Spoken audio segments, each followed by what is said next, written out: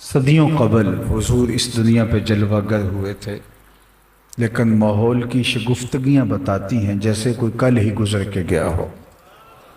زمین سے آسماں تک، آسماں سے لامکاں تک ہے، کہاں کھولے ہیں گیسو یار نے، خوشبو کہاں تک ہے۔ اتنا تذکرہ ہم نے کسی کا ہوتے دیکھا نہیں جتنا میرے حضور علیہ السلام کا ہو رہا ہے۔ میرے امام نے بھی کہا تھا نا، کان جدھر لگائیے تیری ہی داستان ہے، اور گھر گھر انہی کی باتیں، انہی کے تذکرے اور انہی کا ذکر خیر ہے۔ تو مہینہ کوئی بھی ہو، رت کوئی بھی ہو، زمانہ اور وقت کوئی بھی ہو، ہمیں تسکین پہنچتی ہے، قرار ملتا ہے جب ہمارے لبوں پہ آقا کریم کا مبارک نام آتا ہے۔ میرے شہر کے ایک پنجابی شاعر ہیں ڈاکٹر اسحاق، ان کا ایک شعر ہے کہ تینوں سینے دی میں ٹھنڈ آکھاں، تینوں سینے دی میں ٹھنڈ آکھاں، شہد گلاب تے کھنڈ آکھاں، تینوں نبیاں دا میں لاڑا آکھاں، تیرے ہجر دے وچ میں ہاڑا آکھاں۔ تو یہ تذکرہ دل نواز ہمارے لیے قرار جاں ہے، تسکین جاں ہے، اور ہمیں راحت پہنچتی ہے۔ اور کیوں نہ ہو، محب کو تذکرہ محبوب سے راحت نہیں پہنچے گی تو وہ محب کیسا ہوگا؟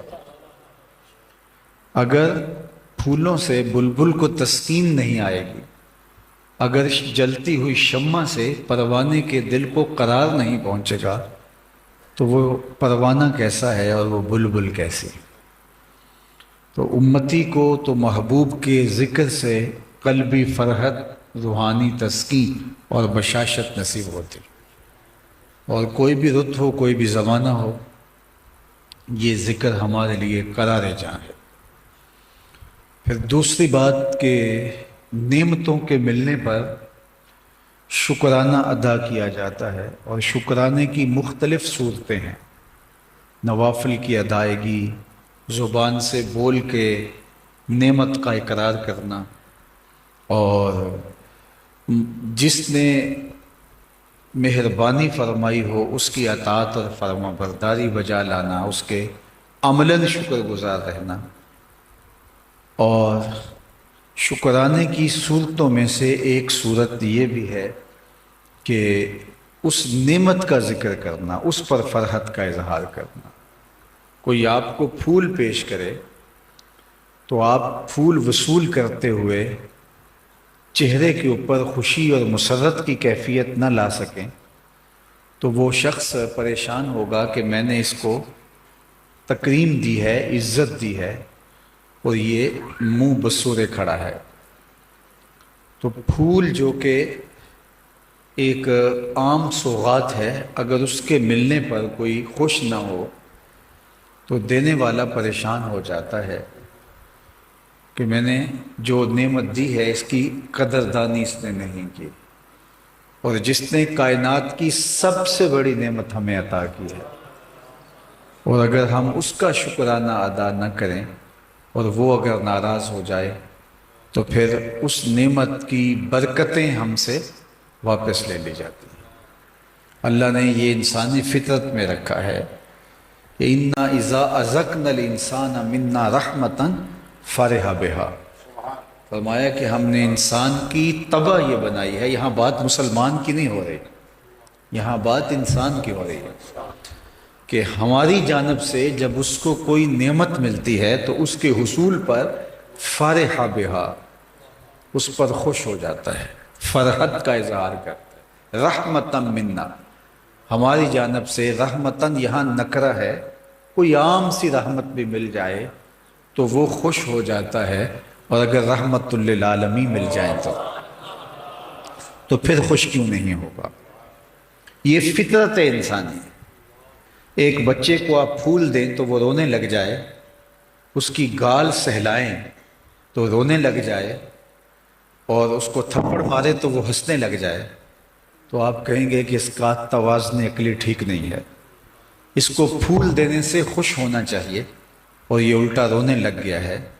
رحمت ملے تو خوش ہو، اور رحمت للعالمین ملے تو نہ خوش ہو، تو پھر توازن ایمانی بگڑا ہوا ہے۔ اور دوسری بات میں عرض کرنا چاہوں کہ ایک بچے کو آپ 10 روپے کا نوٹ دیتے ہیں تو وہ خوش ہوتا ہے، اور اگر آپ اس کو 5,000 کا دیتے ہیں تو وہ زیادہ خوش ہوگا نا۔ لیکن اگر وہ رونے لگ جائے تو آپ کہیں گے اس کو 10 روپے کے نوٹ سے آشنائی ہے، 5,000 کے نوٹ کو نہیں جانتا، اس کو پتہ نہیں ہے کہ یہ کئی 10 اس سے نکلتے ہیں۔ رحمتم منا، عام رحمت سے فارحہ بہا جو خوش ہو جائے اور رحمت عالم سے خوش نہ ہو تو اس کو 10 روپے کی قدر ہے، 5,000 کے نوٹ کی قدر نہیں ہے۔ تو جب فرحت، خوشی اور بشاشت نصیب ہوتی ہے تو یہ اس بات کی علامت ہے کہ یہ قدردان نکلا، اور جس کی نعمت پر قدردانی کی جاتی ہے تو وہ پھر نعمتیں اور بڑھاتا ہے، اور اگر ناشکری کی جائے تو پھر وہ بھی پرواہ نہیں کرتا۔ میں آپ کو ایک مجلس میں لیے چلتا ہوں جو مسجد نبوی کے صحن میں انعقاد پذیر ہوتی ہے۔ صحابہ بیٹھے ہیں، حضور حجرہ انور سے نکلے اور صحابہ کے پاس آئے تو کہا ما اجلسکم، تمہیں کس چیز نے بٹھا رکھا ہے؟ تو انہوں نے جو برجستہ جواب دیا وہ یہی تھا، جلسنا نذکر اللہ ونحمدہ علی ما ہدانا لدینہ ومن علینا بکا، سنن نسائی کے لفظ۔ حضور ہم اللہ کی حمد بیان کر رہے ہیں، اس کا شکرانہ ادا کر رہے ہیں اس بات پر کہ اس نے ہمیں ہدایت دین عطا کی اور آپ کی صورت میں ہمارے اوپر انعام فرمایا، وَمَنَّ عَلَيْنَا بِكَ، آپ کی شکل میں ہمارے اوپر احسان کیا، اس کا شکرانہ ادا کرنے کی مجلس برپا کیے ہوئے ہیں۔ کوئی یہ پوچھے آپ سے کہ آپ آج کام کاج چھوڑ کے یہاں کیوں بیٹھے ہوئے ہیں؟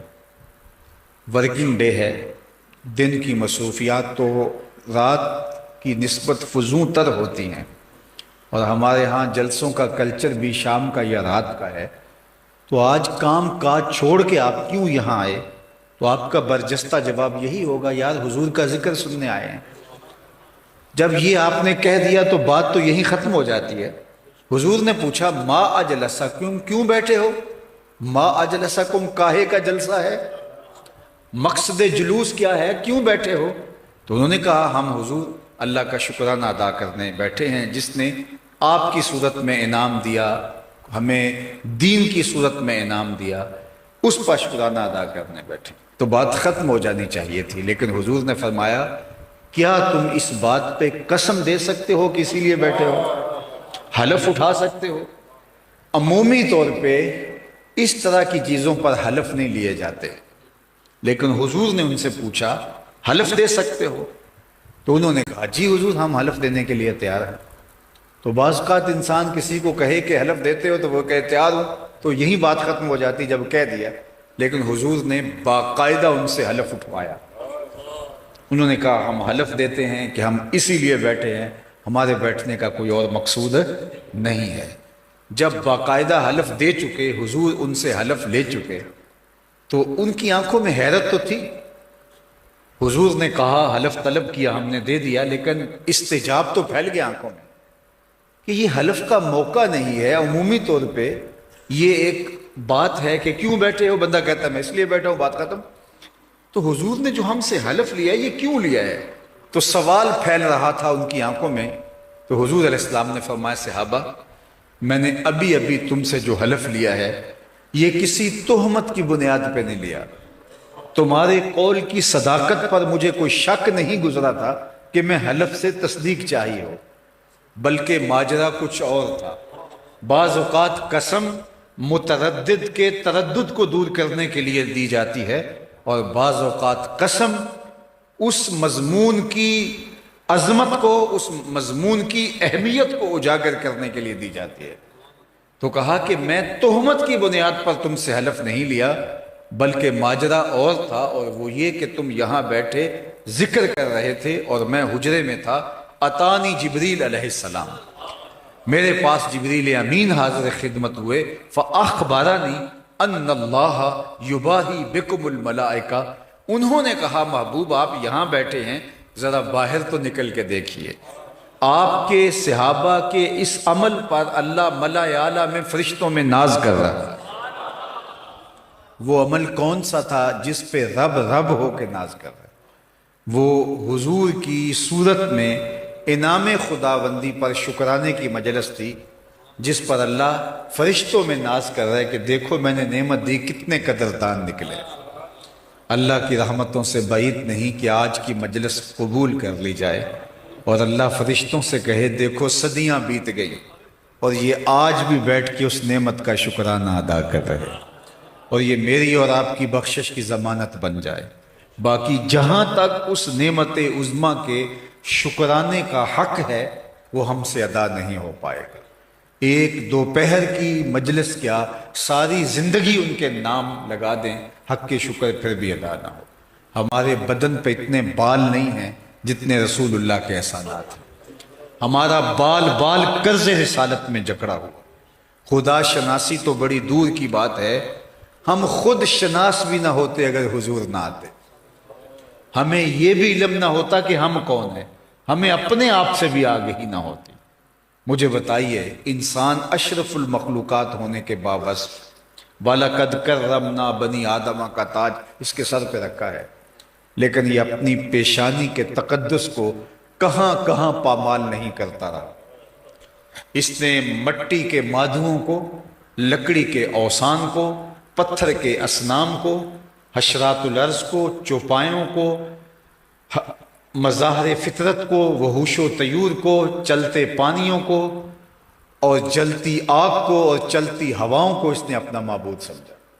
انسان کی تاریخ تو اتنی شرمناک ہے، یہ جو مچھلی ایک زمانے میں یہ بھی انسان کا معبود رہا، اتنے سانپوں اور بچھوؤں کو خدا بنا کے پوجا۔ اس نے آٹا گوندھ کر کے اس کا ایک معبود تیار کیا، پھر دھوپ میں رکھ کے خشک کیا، پھر اس کے آگے اپنی پیشانی کا تقدس پامال کرتا رہا، اور جب بھوک نے تنگ کیا تو پتھر پہ رکھ کے اسی خدا کو کوٹ کے پھر اس میں پانی ڈال کے اس کو گوندھ کر کے روٹی پکائی اور کھاتے ہوئے کہا میرے خدا اب کام نہیں آئے گا تو کب آئے گا، اب تو بھوک سے میری جان نکل رہی ہے۔ یہ تھا حضرت انسان کی زندگی کا وہ پہلو کہ خدا شناسی تو دور کی بات ہے، خود شناس بھی نہیں تھا۔ یہ میرے حضور نے آ کے بتایا میاں یہ جن کو تو پوج رہا ہے، چاند کو، سورج کو، ستاروں کو، درختوں کو، جانوروں کو، حشرات الارض کو، پانیوں کو، جلتی آگ کو، یہ تیرے معبود نہیں ہیں، یہ تیری نوکری کے لیے پیدا کیے گئے ہیں۔ هو الذی خلق لکم ما فی الارض جمیعا۔ نہیں تو دیکھ چاند کو پوچھتا ہے، یہ دیکھ انگلی اٹھتی ہے اور وہ ٹکڑے ہو کے قدموں میں آتا ہے۔ سورج کو پوچھتا ہے، یہ دیکھ اشارہ ہوتا ہے اور وہ بھاگتا ہوا عصر کے وقت پہ آتا ہے۔ درختوں کو پوچھتا ہے، چل میں نہیں تو ہی جا کے کہہ دے تمہیں اللہ کا رسول بلا رہا ہے۔ درخت دوڑتے ہوئے آتے ہیں اور قدموں میں سلامی دیتے ہیں۔ پتھروں کو پوچھتا ہے، دیکھ پتھر مٹھی ابو جہل کی میں بند ہیں لیکن کلمہ محمد عربی کے پڑھ رہے ہیں۔ اب انسان کی آنکھ کھلتی ہے کہ جن کو خدا مانتا رہا وہ تو کسی کے اشاروں پہ گھوم رہے ہیں، وہ تو کسی کے اشاروں پہ رقص کرتے چلے جا رہے ہیں۔ اب وہ اس کی آنکھ کھلتی ہے اور اسے خودی کا نور نصیب ہوتا ہے، اب اس کا لہجہ بدلتا ہے، اب اس کی بدلی ہوئی ٹون دیکھیے، اب وہ بولتا ہے فرشتہ کہنے سے میری توقیر گھٹتی ہے، میں مسجود ملائک ہوں، مجھے انسان رہنے دو۔ اسے اب پتا چلا ستاروں سے آگے جہاں اور بھی، اسے اب سمجھ آئی پرے ہے چرخ نیلی فام سے منزل مسلمان کی، ستارے جس کی گرد راہوں وہ کارواں تو، کانپتا ہے دل تیرا اندیشہ طوفان سے کیا، نا خدا تو، بحر تو، کشتی بھی تو، ساحل بھی تو، دیکھ آ کر کوچائے چاکے گرے بامے کبھی، کیس تو، لیلا بھی تو، صحرا بھی تو، محمل بھی تو، وائے ناکامی کہ تو محتاج ساقی ہو گیا، میں بھی تو، مینا بھی تو، مستی بھی تو، حاصل بھی تو، آہ کس کی جستجو آوارہ رکھتی ہے تجھے، راہ تو، رہ رو بھی تو، رہبر بھی تو، منظر بھی تو، بے خبر تو جوہر آئینہ ایام ہے، تو زمانے میں خدا کا آخری پیغام۔ اسے اپنے آپ سے ملاقات ہوئی تو حضور کے در پہ آ کے ملا، اور اگر یہ در نہ ملتا تو وہ اندھیرے میں رہتا. نہیں تو یہ ابھی بارڈر کراس کریں تو وہاں قوم بستی ہے ایک، اور انہیں حضور کا در نہیں ملا. پی ایچ ڈی ڈاکٹر ہے، کتنی بھاری بھرکم ڈگری ہے، اور پتھر کے آگے ہاتھ جوڑ کے کھڑا ہے. جو اپنے بدن پہ بیٹھی مکھی بھی نہ اڑا سکے وہ اس سے اپنی حاجتیں مانگ رہا ہے. M B B S doctor ہے اور گائے کے پیشاب کو تبرک سمجھ کے چسکیاں لے کے پی رہا ہے. اس کی طبع میں کوئی نفاست نہیں، اس کی طب نے اسے کچھ نہیں بتایا. دوسری جانب میں ایک دیہات کا رہنے والا ہوں. میں نے اپنے گاؤں کی مسجد میں ایک بچے کو دیکھا، 8-9 سال کا ہوگا، اپنے پانچے کو مل مل کے دھو رہا تھا. تو میں نے کہا کہ تم نے اتنا زیادہ پانی کھولا، جھڑکنے کے لہجے میں. وہ لجاجت بھرے لہجے میں مجھے جواب دیتا ہے کہ حضرت میں سکول جا رہا تھا، گلی میں گزرتے ہوئے کسی جانور کے پیشاب کے چھینٹے میرے پانچے پہ گر گئے. وہ کوئی عالم دین نہیں تھا کہ جس نے نجاست غلیظہ و خفیفہ کے حکام پڑھے ہوں. 3 یا 4 کلاس کا طالب علم ہے اور پانچے کو مل مل کے دھو رہا. غیر مری چھینٹے جانور کے پیشاب کی وہ بھی گوارا نہیں. میں سوچ میں ڈوب گیا کہ اس ڈاکٹر کو تو سمجھ نہیں آئی، اس 8 سال کے بچے کو سمجھ آ گئی. تو اندر سے جواب آیا، وہ ہے ڈاکٹر لیکن اس کے ہاتھ میں دامن میرے حضور کا نہیں، اور یہ ہے بچہ لیکن ماں نے گٹی میں پیار حضور کا پلایا تھا، لہٰذا تقدس روح تک اتر گیا ہے. اس لیے یہ چھینٹے بھی گوارا نہیں ہے. زندگی کا نور اور باطن کا سرور اگر ملے گا میلاد والے رسول کی چوکھٹ سے ملے گا. سید سلیم گیلانی کا ایک شعر ہے. ویسے ہمارا نعتیہ ادب کا جو حال ان پڑھ نعت خانوں نے کیا، بٹن تاں کر دیتے ٹھاں کر دیتے نکی جی ہاں کر دے، یہ نعت ہے. یہاں بازاری لفظ استعمال کیے جا رہے ہیں. زباں ہو محو توصیف و صنعت و نعت کہتا ہوں، بنے جب دھڑکنے صلی اللہ تو نعت کہتا ہوں. یہ بہت بلند ہے. اب نعت کا یہ شعر دیکھیے. میری ساری گفتگو کا اگر آپ اس کو خلاصہ کہہ سکیں تو کہہ سکتے ہیں. سید سلیم گیلانی مرحوم نے کہا تھا، نہ خرد کی روشنی تھی نہ جنوں کی آگہی تھی، تیری رہبری سے پہلے یہ جہاں جہاں نہیں تھا. تیری رہبری سے پہلے یہ جہاں جہاں نہیں تھا، تیرے آستان سے پہلے کوئی آستان نہیں تھا، میں وہ زمین تھی جس کا کوئی آسمان نہیں تھا. تو زندگی کا سارا نور اور باطن کے سارے اجالے حضرت انسان کو ملے ہیں تو میلاد والے رسول کی چوکھٹ سے. یہ مارچ پھر آنے والا ہے تو مارچ کے اندر مادر پدر آزاد، حوا کی بیٹیاں مغرب کے وظیفہ خوروں کے کہنے پر بازاروں میں پلے کارڈ اٹھا کے آ جاتی ہیں اور مشرقی تہذیب کا تمسخر اڑاتی ہیں اور اسلام کا مذاق اڑاتے ہیں. یہ عورت مارچ کے نام سے جو تماشا ہر سال لگتا ہے یہ آپ بھی دیکھتے ہیں. تو پچھلے سال میں نے جگہ جگہ کہا تھا، میں نے کہا کہ تم حقوق مانگتی پھر رہی ہو، تمہیں تو دنیا جینے کا حق نہیں دیتی تھی، تمہیں تو زندہ درگور کر دیا جاتا تھا. جینے کا حق دیا ہے تو میلاد والے رسول نے دیا ہے. جب بیٹیاں زندہ درگور کر کے باپ فخر کر رہا تھا، میرے حضور نے کہا تھا، سن لو میری فاطمہ میرے جگر کا ٹکڑا ہے. تمہیں تو بیٹھ کے بند کمروں میں درود پڑھنا چاہیے، تمہیں زندگی کا نور ہی حضور نے دیا. دنیا کے دانشوروں نے کہا عورت از قبیل جن سے انسان سے نہیں ہے. ہم شکل ضرور ہے انسان کی، انسان نہیں. انسان کے بچوں کو جنم دیتی ہے، دودھ پلاتی ہے، تربیت کرتی ہے، انسانوں کی طرح بولتی ہے، لیکن انسان نہیں. مذہبی پیشواؤں نے کہا تھا، بڑے بڑے گروؤں نے، کہ عورت بدی کا سر چشمہ ہے، خدا کے قرب کے راستے میں سب سے بڑی رکاوٹ ہے. اگر خدا کو ملنا ہے تو عورت کو ترک کرنا ہوگا. رہبانیت کی راہیں تراشی ہیں.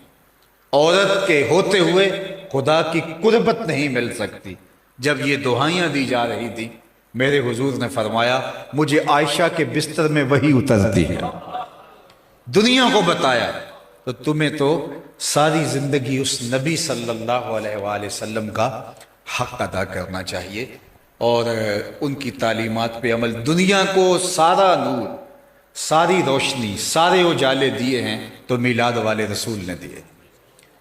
اور اس حق کو ماننا چاہیے اور اس حق کو تسلیم کرنا چاہیے۔ اللہ اکبر۔ امی و دقیقہ دان عالم، بے سایہ و سائبان عالم۔ اللہ اکبر۔ یہاں بھی لوگوں کو غلط فہمی ہو گئی اور امی کے مفہوم کو سمجھ نہ پائے۔ اللہ اکبر۔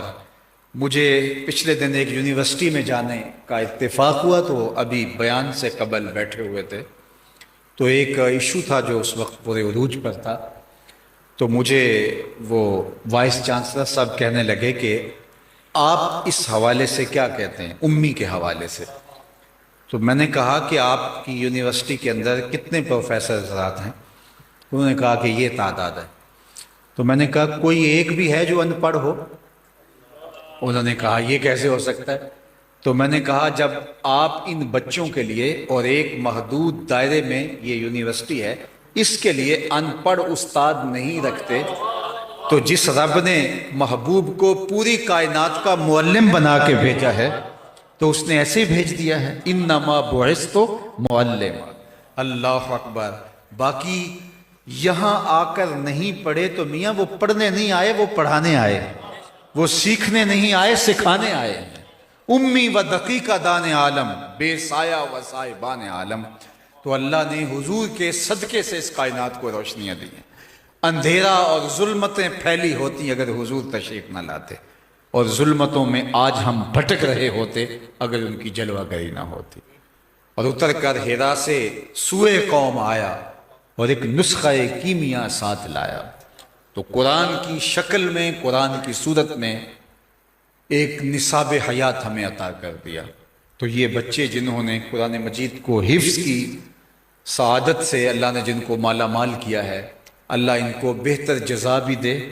اور یہ اعزاز کتنا بڑا ہے، پچھلی امتوں میں کتاب اللہ کا حافظ صرف پیغمبر ہوتا تھا، نبی کے علاوہ کوئی کتاب اللہ کا حافظ نہیں ہوتا۔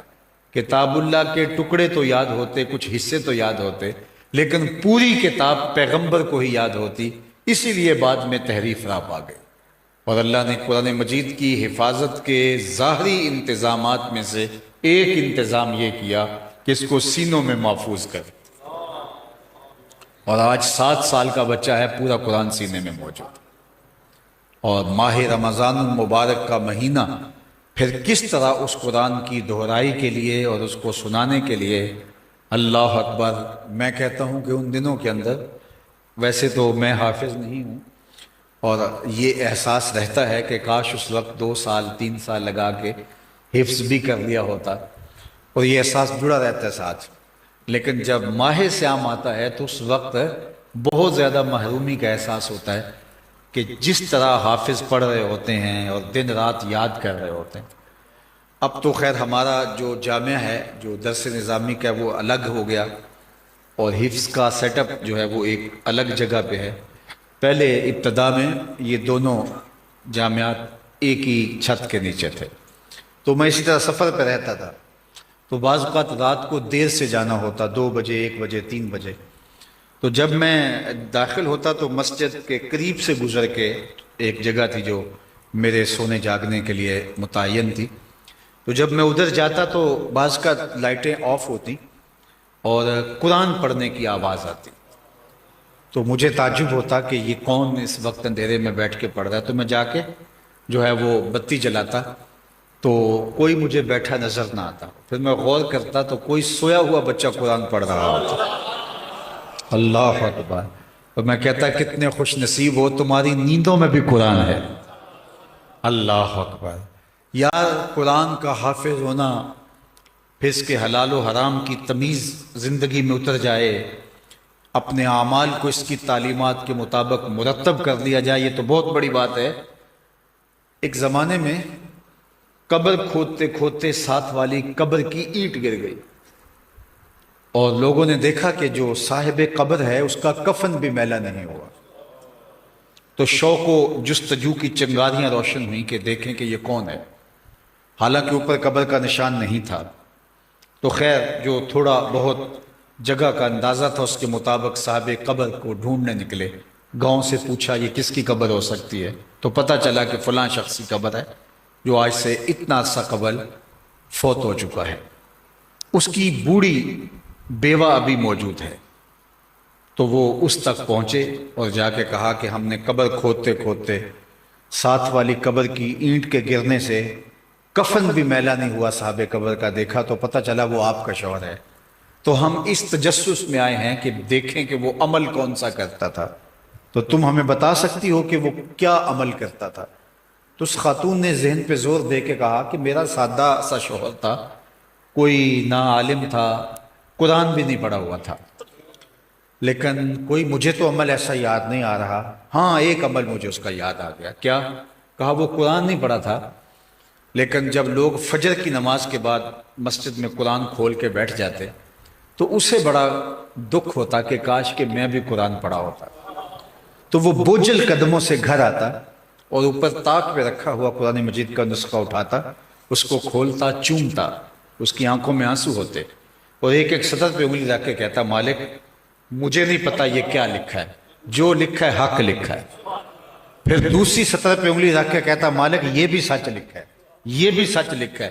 ایسے انگلیاں پھیرتا چلا جاتا اور یہی کہتا مالک یہ بھی سچ ہے، یہ بھی حق ہے، یہ بھی تیرا کلام ہے، یہ بھی سچ ہے، یہ بھی سچ ہے، یہ بھی سچ ہے۔ تو جتنا اس کے پاس وقت ہوتا تو 4 صفحے 10 صفحے 5 صفحے انگلی پھیرتا چلا جاتا اور کہتا مالک یہ بھی سچ، یہ بھی سچ، یہ بھی سچ، یہ بھی سچ۔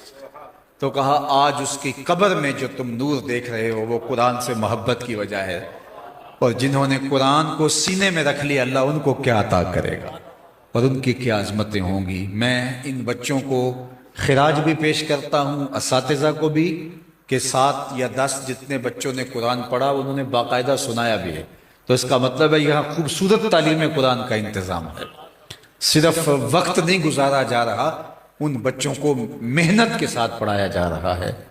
اور تیسرا حوالہ آج کا ہمارے کاشف بھائی ذیشان بھائی کی والدہ ماجدہ کے ایصال ثواب کے حوالے سے ہے۔ اللہ ان کو جنت میں اعلیٰ مقام عطا فرمائے۔ مائیں اللہ کی رحمتوں کا ایک مجسم روپ ہوتی ہیں، یعنی اللہ کی رحمت کو کسی مجسم پیکر میں دیکھنا چاہو تو وہ ماں کا وجود ہے۔ اللہ نے اس کے سینے میں وہ دھڑکتا ہوا دل اولاد کے لیے رکھا ہے کہ جو ماں کا ہی مقصود ہے۔ ماں جب بولتی ہے تو اس کے لہجے میں جبریل بولتا ہے، ماں جب مسکراتی ہے تو لگتا ہے جنت کی کلیاں کھل اٹھی ہیں، اور اللہ ماں کے اٹھے ہوئے ہاتھوں کو کبھی خالی نہیں موڑتا۔ اور یہ لازمی نہیں ہے کہ ماں رابعہ بصریہ ہو تو پھر ہی اس کی دعا قبول ہوتی ہے، لیپا پوتی کرتی ہوئی ماں گارے سے بھرے ہوئے ہاتھ بھی اٹھا دے اللہ انہیں بھی خالی نہیں موڑتا۔ اللہ نے اس کے سینے کے اندر وہ درک، وہ محبت، وہ پیار اولاد کے لیے رکھا ہے کہ جس کی کوئی مثال نہیں ہے۔ اقبال کی جب ماں کا انتقال ہوا تو اس وقت وہ دیار غیر میں تھے، تو انہوں نے ایک طویل مرثیہ والدہ مرحومہ کی یاد میں، یہ عنوان ہے، آج بھی کلام اقبال میں موجود ہے، آپ اس کو، آپ کے جو طویل نظمیں ہیں ان میں سے ایک نظم ہے، اس میں موت و حیات کا فلسفہ اور ارتقاء کا فلسفہ اور بہت ساری چیزیں بیان کی ہیں، لیکن وہاں اس کی ابتدائیے میں ماں کو یاد کر کے اقبال کہتے ہیں کہ آہ وطن میں ہوگا اب کس کو میرا انتظار، کون میرا خط نہ آنے سے رہے گا بے قرار، آرزو لے کر تیری خاک مرکد پہ آؤں گا، اب دعائے نیم شب میں کس کو میں یاد آؤں گا، کون پچھلے پہر اٹھ کے دعا کرے گا۔ ہر ایک سے کہنا ہی پڑتا ہے نا جناب دعا کیجئے، عالم دین سے بھی، پیر صاحب سے بھی، اور حاجی صاحب سے جناب وہاں جا رہے ہو، معتمر سے، ہر ایک سے کہنا پڑتا ہے کہ جناب دعاؤں میں نہیں بھولنا۔ ماں سے بھی کبھی کہنا پڑا کہ دعا کرنا، ماں کے ہاتھ ویسے اٹھے رہتے ہیں اور اس کے اٹھے ہوئے ہاتھ خالی بھی نہیں موڑے جاتے، وہ بیٹے کی حصے کی رحمتیں کھینچ کے لے آتی ہے، اور اولاد کے لیے اس کی جو محبت ہے وہ بے مثل ہے۔ خوش نصیب ہیں وہ لوگ جو اپنے ماں باپ کو زندہ پاتے ہیں اور ان کی خدمت کر کے جنت کماتے ہیں۔